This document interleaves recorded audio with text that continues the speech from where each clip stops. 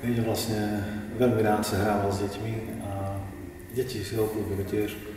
A keď sme sa rozpýtali, čím by chcel byť, tak hovoril, že chcel byť vždy učiteľom v materskej škôlke. A to vlastne aj po jeho smrti sme nad tým sa zamýšľali a hovoríme si, že Beďo, ty si mal rád deti.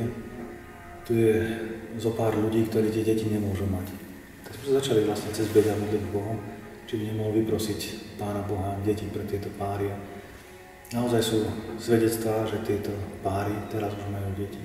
Dokonca ja viem o 3 pároch, ktoré už majú deti a za 4. sa momentálne modlím. Vždy sa to oplatí. Prosím Beďa o pomoc práve v týchto záležitostiach. Ťažko povedať. Mám svoj život niekoho hodnotiť, ale tá vonkajšia stránka vždy tam je a u Beďa vždy bola, že myslím si, že bol to brat modlitby. A aj pri takých nebadaných takých náhľadoch to vždy bolo vidieť, že má v ruke ruženec a vlastne s ružencom v rukách aj zomrel. Keď cítil Panny Márie. Rád som rád chodil do kaplnky. A z tej modlitby potom vychádza vlastne, ako sa hovorí medzi bratov, s takým pokojom v srdci. Beďo veľmi dobre zapadol do bratstva, pretože obľúbil si asi každý z nás. Nemyslím si, že by mal nejakého nepriateľa alebo niekoho, kto by mu nebol sympatický. A bol veľmi pracovitý. To ako veľmi nám pomohol pri stavbe toho kláštora. Myslím si, že asi je najviac hneď po Vladovi. Bol taký pracant, Beďo. Ak Vlado niesol 3 vrecká cementu, tak Beďo musel tiež 3 odniesť a podobne. No a veľmi pomáhalo, ak sa nahneval.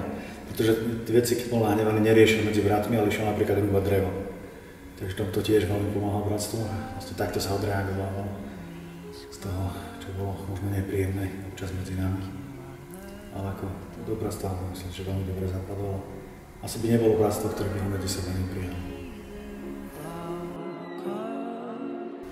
No, Beďo pochádzal z chudobných pomerov, takže myslím, že z tej chudoby, s tou chudobou nemal nejaký problém. Nikdy nechcel vlastniť nič, čo by bolo niečo viac ako ktokoľvek z nás alebo ktokoľvek z ľudí, ktorí žili okolo neho. A vlastne nedožil sa nejakého takého reálneho veku, do ktorého by ešte prišla nejaká rutina. Vlastne som ešte za časov študentátu a v tom čase ešte všetci sme žili nejaký ten ideál bratský. Ešte sme sa nenechali možno zlákať tým svetom natoľko ako v tom čase, ako teraz v tomto čase. No a vlastne nemal veľa vecí, že spokojne sa zbavil do jedného ruksaka a to všetko bolo veci na oblečení, žiadne materiálne veci. Čo ja viem, tak nebolo. Nejaké ružence, obrázky, ale to má každý z nás.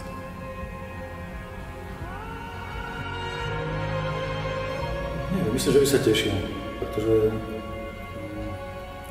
myslím si, že provincia sa rozvíja. Prichádzajú bratia, ktorí sú pre nás mnohých vzorom. Aj tá mládež vlastne ako vy. Takže ste pre nás vzorom a myslím, že by sa tešil z toho rozvoja provincie, z rozvoja bratstva.